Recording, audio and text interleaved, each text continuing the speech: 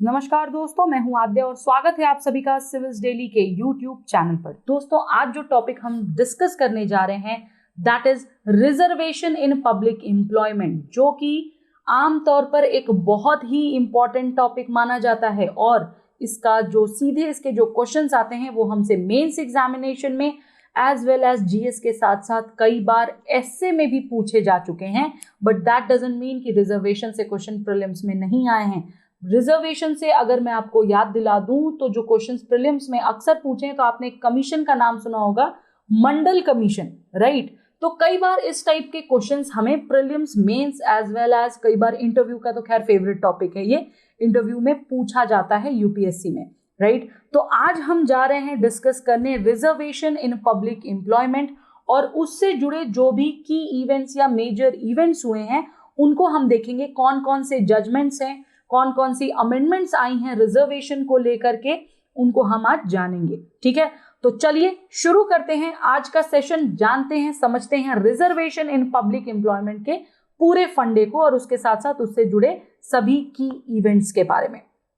Okay, अच्छा, क्यों मैंने ये न्यूज आपके लिए मैं ले आई हूं इसको सिंप्लीफाई करके, क्योंकि ये कवर हुआ है हमारे द हिंदू में, राइट। और द हिंदू में जो ये एक्सप्लेनर्स में जो आर्टिकल आते हैं ये काफी इंपॉर्टेंट होते हैं। हाईलाइट कर दिया है बट स्टिल सिंप्लीफाइड फॉर्म में मैंने इसकी पूरी नोट्स बना करके आपको हमारी टीम ने दी है और इसको अब मैं आपको एक्सप्लेन करने जा रही हूँ। ठीक है, देखिए, रिजर्वेशन इन प्रमोशन की या हम जब पब्लिक गवर्नमेंट सर्विसेज की बात करते हैं तो रिजर्वेशन का जो ज्यूरिस्प्रूडेंस है, जो एसेंस है, वो कहां से निकल कर आता है? वो सीधा आता है हमारे पास एक आर्टिकल से जो कि हमारा फंडामेंटल राइट भी है, दैट इज आर्टिकल 16, जो कि बात करता है equality of opportunity in public employment की।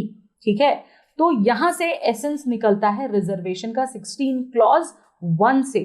ठीक है, ओके, ये जो आर्टिकल है हमारा, इसमें और भी बहुत सारे क्लॉजेस स्पेसिफाइड हैं, ठीक है, जो अलग अलग बातें करते हैं। अगर हम सीधे सीधे देखें तो हम कह सकते हैं कि ये पर्टिकुलर आर्टिकल 16 आर्टिकल जो है ये और इसके सब क्लॉजेस जो हैं ये स्पेसिफिकली एम्ड हैं towards providing reservation in promotion to whom, to scheduled caste, scheduled tribe respectively.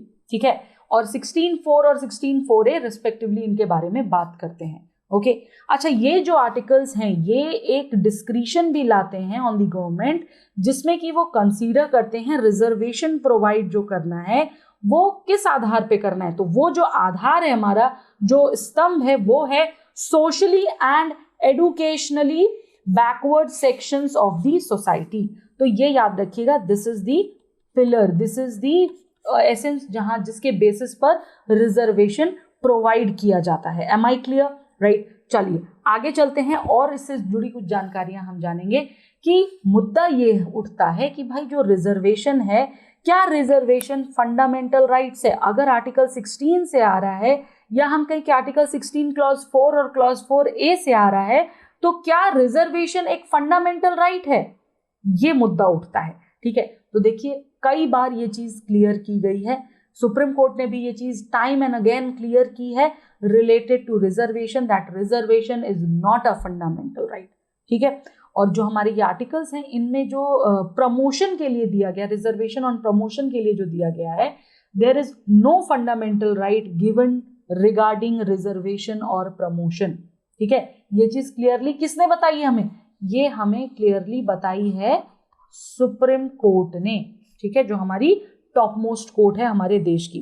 हाँ, ये जरूर कहा गया है कि ये जो प्रोविजंस हैं जो इन आर्टिकल्स में दिए गए हैं वो बेस तैयार करते हैं आपका रिजर्वेशन के लिए। ठीक है, और कहां से ये निकलता है? एक बहुत फेमस केस था, Mukesh Kumar and another versus state of Uttarakhand and others, वहां से कहीं ना कहीं इसका एसेंस हमें मिलता है। हालांकि जो ये प्रोनाउंसमेंट्स हैं बेसिकली ये किसी भी प्रकार से कॉन्स्टिट्यूशनल डायरेक्टिव के तहत जो है नहीं आती हैं अंडर आर्टिकल 46।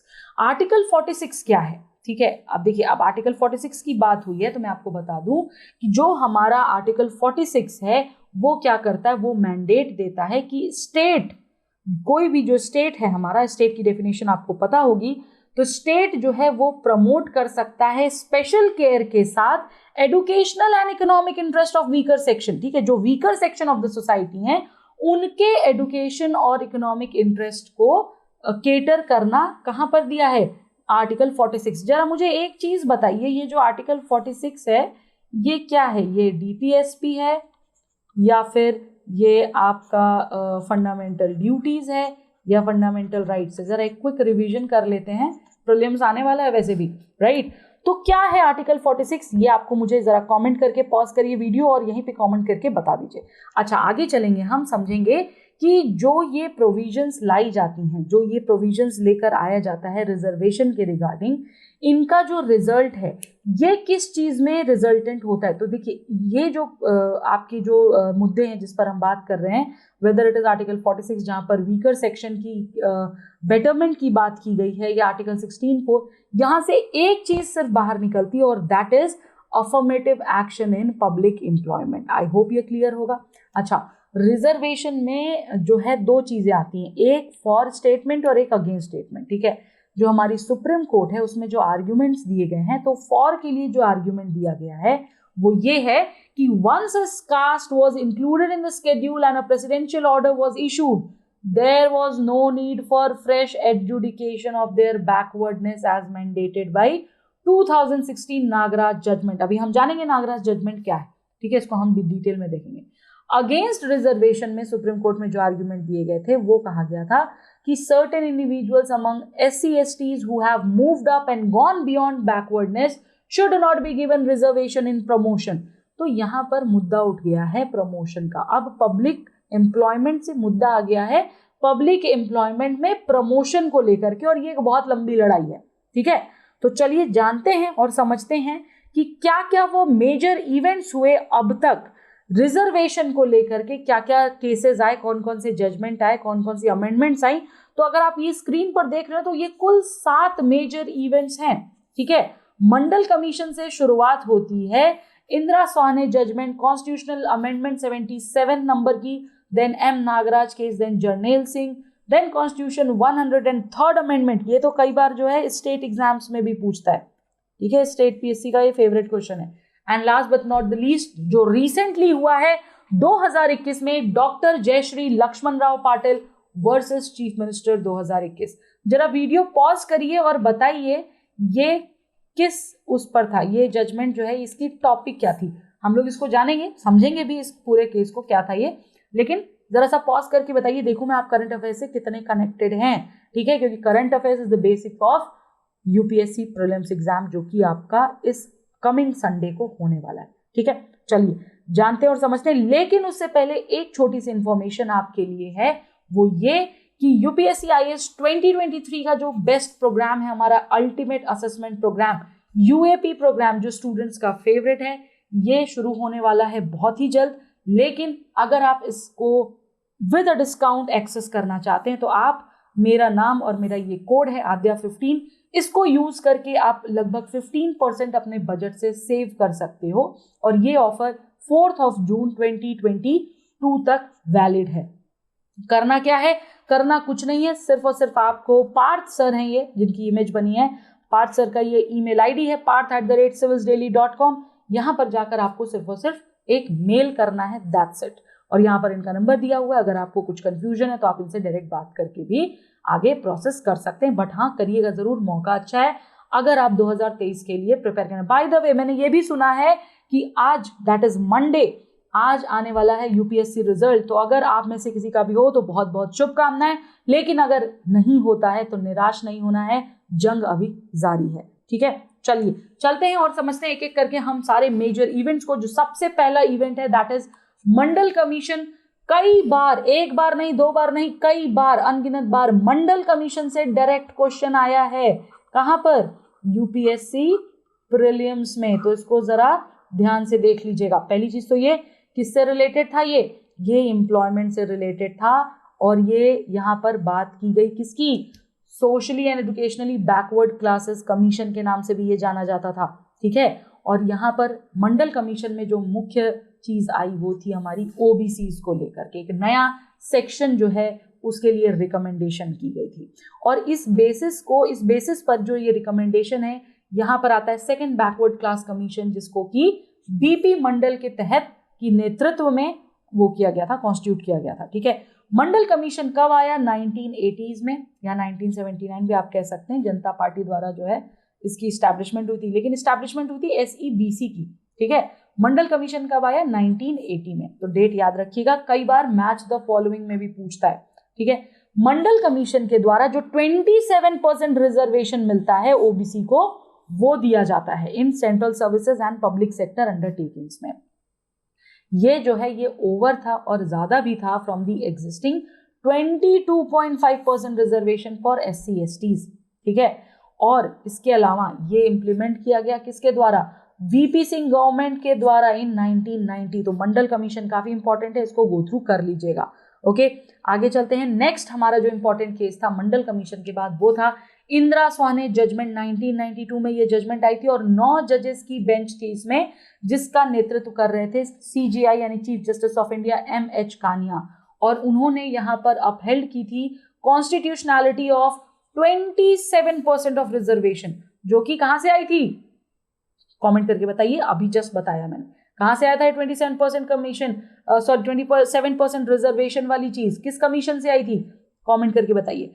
अच्छा, एक और चीज कि यहां पर जो है एक सीलिंग पुट की गई कि भाई 50% जो है आपका एक वो रहेगा, एक सीलिंग लगा दी गई 50% पे, अनलेस कुछ एक्सेप्शनल सर्कमस्टांसेस आए। ठीक है, और इसके अलावा इसमें यह भी मेंशन किया सुप्रीम कोर्ट ने कि कॉन्स्टिट्यूशनली जो है बेसिकली गारंटी किया जा रहा है राइट टू इक्वालिटी, किसमें? आर्टिकल 14 के तहत।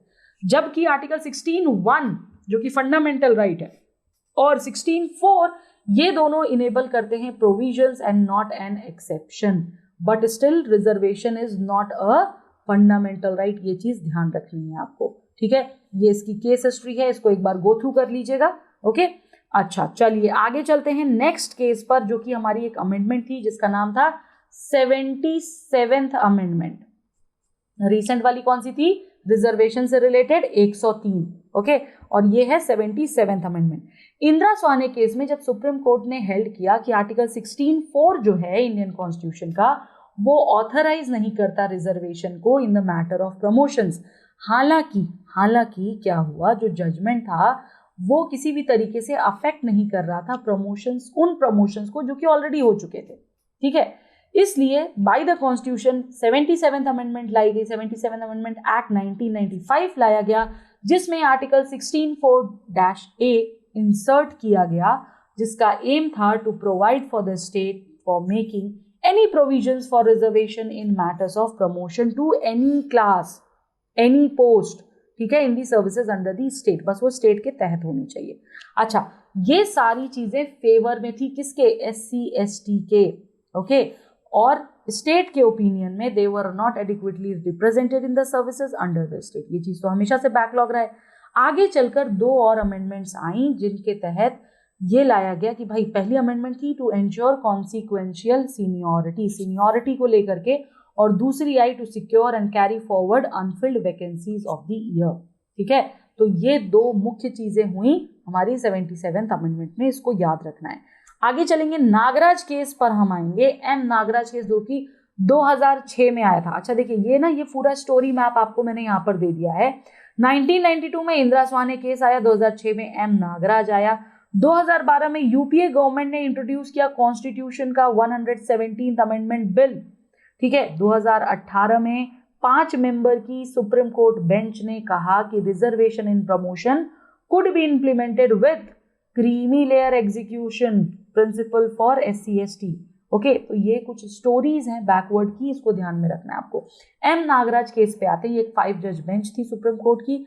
इन्होंने डिक्लेयर किया कि भाई जो 1995 अमेंडमेंट जो है हमारी, वो नॉट वोकेटिव है as related to basic structure of the constitution.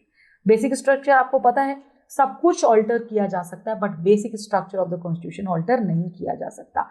इतना ही नहीं, एम नागराज केस में ये भी ले डाउन किया गया, कुछ कंडीशंस ऐसी लगाई गई जो कि इंक्लूडेड हैं in the collection of quantifiable data showing backwardness. ठीक है, और इसके अलावा बेंच ने ये भी हेल्ड किया कि जो हमारी की क्रीमी लेयर है एससीज और एसटीज में, उनको एक्सक्लूड कर सकते हैं रिजर्वेशन में। ठीक है, ये इंपॉर्टेंट है, एक्सक्लूजन इंपॉर्टेंट है। ठीक है, इंक्लूड नहीं है, एक्सक्लूड है, ये ध्यान रखिएगा।